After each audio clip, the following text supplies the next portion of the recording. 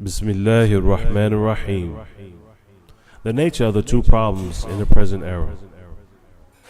By Shaikh Muhamman Jaamee. Contradiction.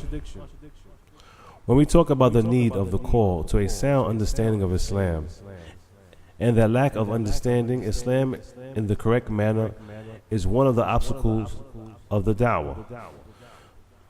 When we affirm the need of the du'at to this understanding, then we must also affirm that their need for the implementation of this sound understanding and reacting with Islam is more demanded from them.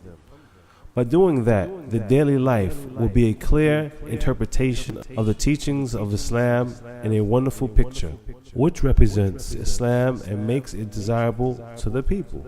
Thereupon, the Islamic Dawah is in desperate need of du'ats who will implement Islam in their sayings and actions, in their special lives, within themselves, in their houses, and in their general lives, so that they can be good examples to the society in which they live.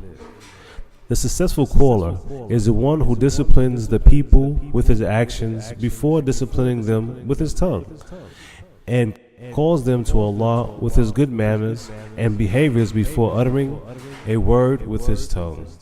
Many complaints were made by the Islamic Dawah about the contradictions that occurred from some callers.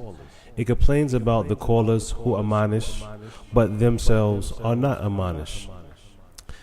They say what they do not implement. They command others with good, but not themselves, and forbid others from evil, but not themselves.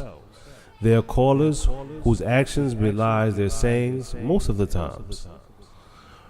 We always hear strong pulpit speeches, ambitious reactions, and long talks, but all to no avail, much ado about nothing.